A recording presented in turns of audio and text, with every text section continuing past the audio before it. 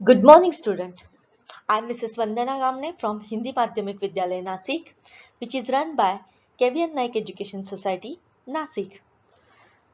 Here I am with the first poem of our syllabus, A Teenager's Prayer.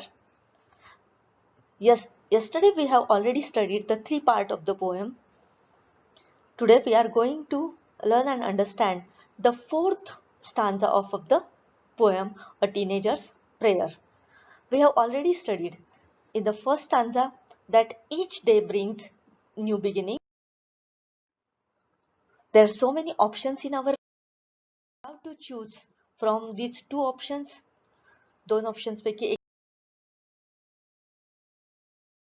एकटेच असणार आहोत ला जबाबदार की ज्यातून आपण निवडणार आहोत. पण सेकंड बघितलं की कुठे घेऊन जातो आणि आपल्याला डिस्ट्रेस म्हणजे आपण सक्सेस हॅपी लाईफ मिळू शकतं आणि जर आपण अपयशी ठरलो तर आयुष्य कसं स्ट्रेसफुल असणार आहे. मग अशा वेळेला पोएट काय असतो की कन्फ्यूज आहे म्हणून तो प्रार्थनेचं महत्व सांगतो की oh god please open up my eyes dear lord that I might clearly see, help me stand for what is right, bring out the best in me. अशा पद्धतीने माझ्यातलं चांगलं मला शोधू, माझ्यात जे चांगले गुण आहेत ते मला चांगलं काय आहे आणि वाईट काय हे शोधू शकेल. हे झाल्यानंतर जो कवितेचा नेक्स्ट पार्ट आहे, fourth stanza of the poem, तो आपण बघणार आहोत. First we will read the fourth stanza of the poem. Help Lord to just say no when temptation comes my way, that I might keep my body clean and fit for life each day. इथे temptation शब्द दिसतोय नवीन. टेम्पटेशनचा अर्थ काय असतो? आकर्षण. जे जे काही नवीन गोष्टी असतात, the strong wish to do something bad or wrong, that is called temptation. म्हणजेच काय? आकर्षण. आपण स्टांजा वाईज बघू. In the fourth stanza, again the poet says that, help Lord to just say no when temptation comes my way. The poet says that, oh God, help me to say no to temptation. What are these temptation? Just say no to the temptation. The first temptation here is smoking. And second here we can see in the picture the temptation of consuming alcohol. At this stage, you are at your adolescent stage, there is a great chance of attracting toward all these things because these things looks very attractive.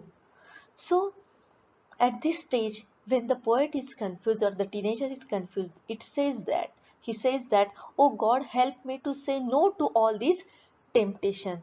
Why he wants to say no to all these temptation? Because he wants to live a very happy life. He wants to keep his body clean and fit for life each day. Poet wants to keep his body clean and fit. If he will consume the alcohol, he will smoke, then his body will be totally destroyed. And so the poet wants to say no to temptation, and so he is requesting the God that, oh God, help him to say no to all these temptation, because he wanted to keep himself away from all these things and keep himself clean and fit for the future, and he wants to live a life. आपण first आधीच्या स्टांजामध्ये बघितलं की आयुष्यामध्ये खूप सारे temptation येत असतात. टेम्पटेशन्स म्हणजेच काय? आकर्षण येत असतात. या वयामध्ये सगळीच मुलं म्हणत असतात, अरे काय नाही, एकदा स्मोक करून बघ, एकदा ड्रिंक घेऊन तर बघ. खूप छान वाटतं सुरुवातीला ते, कारण चकचकीत दिसतं आणि सोपं असतं ना ते, तर आपण इझिली त्याच्या आहारी जाऊ शकतो. तर अशा वेळेला मुलांनी त्या गोष्टीच्या आहारी जाऊ नये, वाईट गोष्टींच्या, कारण त्याचा एंड काय असतो? पूर्णपणे डिस्ट्रक्शन, म्हणजे आपलं आयुष्य वाईटच होणार, हे फायनल आणि फिक्स असतं. म्हणून पोएट काय म्हणतोय की, oh god help me to say no to all this temptations. या टेम्पटेशन्सला मी नाही म्हणू शकेल इतकी क्षमता मला दे. Why? Because I want to keep my body clean. मला माझी बॉडी कशी ठेवायची? स्वच्छ ठेवायची. And fit for the future. प्रत्येक येणाऱ्या नवीन दिवसासाठी मला अगदी फिट राहायचे, नवीन दिवसाला नवीन पद्धतीने मला सामोरं जायचे. So God help me to say no to all these temptation. Now we are turning over to the next stanza and the last stanza of the poem. When my teenage years are over, I know that I will see that life is lived its very best with you walking next to me. In the last stanza, the poet is very happy because he feels that when my teenage years are over, जेव्हा माझे teenage संपेल, teenage म्हणजेच काय, म्हणजे ॲडोलेसंट stage जी आहे ती संपेल, when I shall become the mature person, I know that at that stage, because I shall keep myself away from all these things, I shall be mature and the most happy person. And then I realize that life is lived its very best. I have lived a very best life. Why? Because God is always walking next to me. Because God is always with me. God माझ्या बरोबरच सातत्याने बरोबर होता, and that's why I lead a very best life. शेवटचा stanza बघूयात आपण. Last stanza, the poet says that when my teenage years are over, जेव्हा माझं टीनेज संपेल, टीनेज म्हणजे माझं ही पौगंडावस्था संपेल, जेव्हा मी मॅच्युअर होईल, की जेव्हा माझ्यातले चेंजेस सगळे संपतील आणि मला समज येईल, then I shall realize, जेव्हा माझ्या लक्षात येईल, that I have lived a very best life. मी खूप छान आयुष्य जगलोय. Why I lead a best life? Because God is always with me. देव माझ्या बरोबरच सातत्याने चालत होता, and that's why I lead a very happy and beautiful life, because I want to lead a successful life, and it is only God who helped me to lead a happy and successful life. अशा प्रकारे last स्टॅन्झामध्ये poet काय म्हणतो, की जेव्हा माझी teenage संपेल तेव्हा मी एक सक्सेसफुल आयुष्य जगलेलो असणार आहे. माझी वाटचाल यशस्वीतेकडे होणार आहे. आणि कशी का होऊ शकणार आहे ते, आतापर्यंतचं माझं आयुष्य छान का होऊ शकलं, कारण देव माझ्या बरोबर होता, माझा अंतरात्मा माझ्या बरोबर होता, आणि त्यामुळे मी कुठल्याही वाईट मार्गाच्या आहारी गेलो नाही, आणि म्हणूनच माझं आयुष्य खूप छान झालंय. तर अशा पद्धतीने विद्यार्थी मित्रांनो, आपण पूर्ण कविता बघितलेली आहे. फार सुंदर कविता आहे ही. कवी म्हणतो की प्रत्येक दिवस माझ्यासाठी नवीन घेऊन आलेला असतो. फर्स्ट स्टॅन्झापासून बघूयात आपण, की each day brings new things. There are so many options of career. I have to choose one career, and it is only I who is responsible to take the decision of my life. There are two types of roads. First leads to the success and another leads to the distress.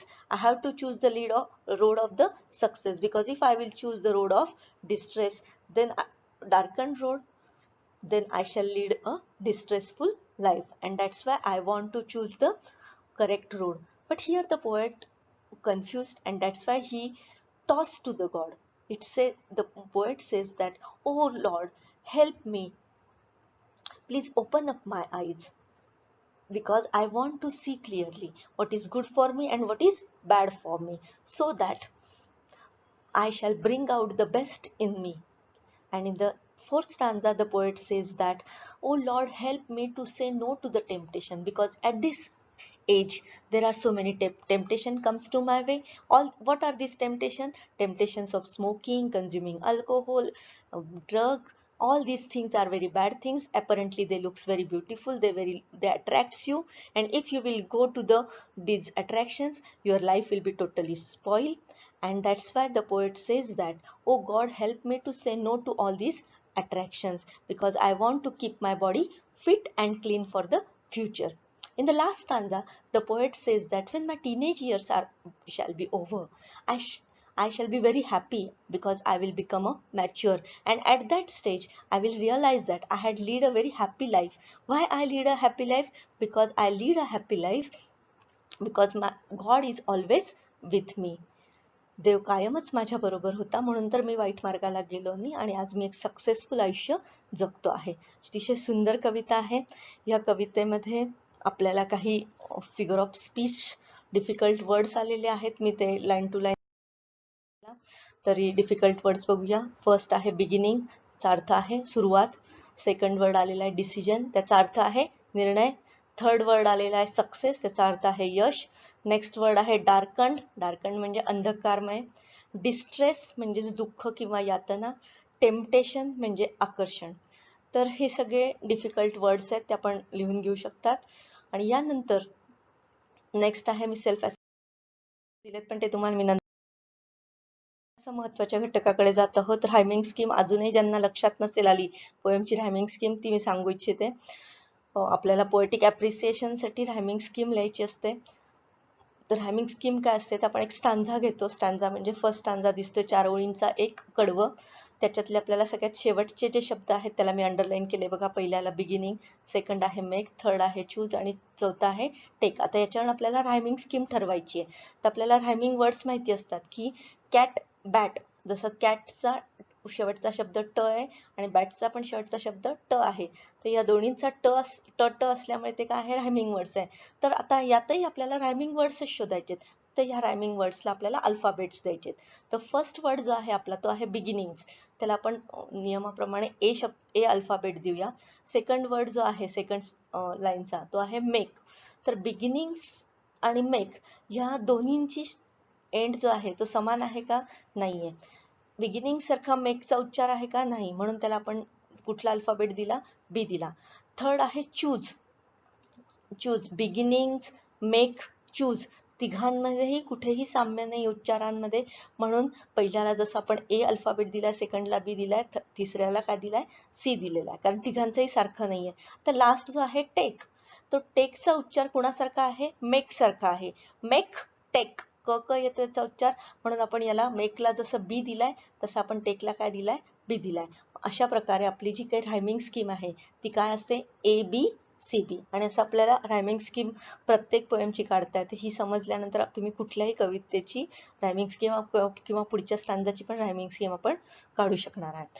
आता next activity जी आहे, ह्या poem मध्ये आलेल्या आहेत figure of speech. मी सांगू इच्छिते, पहिल्या याच्यामध्ये आले डिसिजन आय मस्ट मेक. पहिली फिगर ऑफ स्पीच कोणती आहे, फिगर ऑफ स्पीच म्हणजे सर्वप्रथम अलंकार. फिगर ऑफ शब्द अलंकार जे मराठीत आपण शिकतोय, ही कविता सुंदर व्हावी याच्यासाठी त्याला भाषेला काही सौंदर्य दिलं जातं आणि त्यालाच आपण काय म्हणतो, फिगर ऑफ स्पीच. इथे फर्स्ट लाईन मध्ये देखो बघा, डिसिजन आय मस्ट मेक, ती आहे इन्व्हर्जन. इन्व्हर्जन म्हणजे काय असतं की आपली मुख्य वर्ड ऑर्डर म्हणजे शब्दांची रचना कशी असली पाहिजे. पहिले आय म्हणजे वाक्याचा करता यायला पाहिजे, मेक क्रियापद आलं पाहिजे, आय मेक डिसिजन असं असलं पाहिजे. हे काय आहे, I subject, make verb, decision object, अशी आपली कशी असली पाहिजे, वाक्याची रचना असली पाहिजे. पण ही वाक्यरचना कशी आहे, उलटी आहे.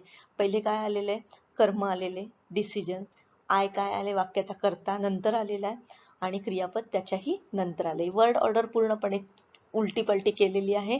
आणि जेव्हा शब्दांची रचना अशी उलटी पलटी येते, कर्ता, क्रियापद आणि कर्म अशा पद्धतीची न येता उलटी येते, तेव्हा कुठलं फिगर ऑफ स्पीच असतं, इन्व्हर्जन असतं.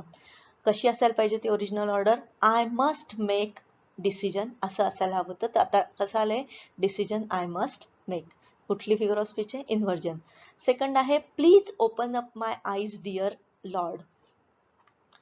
इथे कोणती फिगर ऑफ स्पीच आहे, ॲपोस्ट्रोफ आहे. ॲपोस्ट्रोफ म्हणजे काय की जेव्हा तुम्ही डायरेक्टली इनॅनिमेट ऑब्जेक्टशी बोलतात. इनॅनिमेट म्हणजेच काय की जे आपल्या समोर नाहीये, आपल्याला दिसत नाही, अशा ऑब्जेक्टशी आपण बोलत आहात, तेव्हा कोणती फिगर ऑफ स्पीच होते, ॲपोस्ट्रोफ होते. इथे please open up my eyes dear lord, हा जो काही पोएट आहे तो डायरेक्ट कुणाशी बोलतोय, ईश्वराशी बोलतोय, देवाशी बोलतोय, म्हणून कोणती फिगर ऑफ स्पीच झालीये, ॲपोस्ट्रोफ झालीये. नेक्स्ट आहे और travel down the darkened road. कोणती फिगर ऑफ स्पीच आहे, अलिटरेशन. यामध्ये काय झालंय, travel down the darkened road, d d d sound जो आहे तो काय झालेला आहे, रिपीट झालाय. कशासाठी आहे, कवितेला ताल मिळावा याच्यासाठी.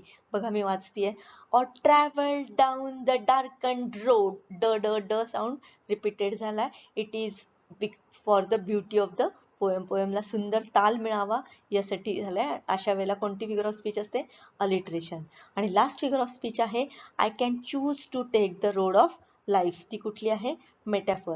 तर मेटॅफर मध्ये काय असतं की लाईफची तुलना जी आहे ती जर रोडशी केली असते लाईक शब्दाने, तर ती काय झाली असते, सिमिली नावाची फिगर ऑफ स्पीच झाली आहे. पण इथे काय झालंय की रोड ऑफ लाईफ ही जी तुलनाच झालेली आहे, पण उपमान आणि उपमेय जे आहे हे वेगळे नसून एकच आहे असं जेव्हा दाखवण्याचा प्रयत्न केला जातो, तेव्हा कोणती फिगर ऑफ स्पीच असते? मेटॅफर असते. I am not, my life is not like a road is not like a life is not like a road. याच्यामध्ये काय दाखवण्याचा प्रयत्न केलाय?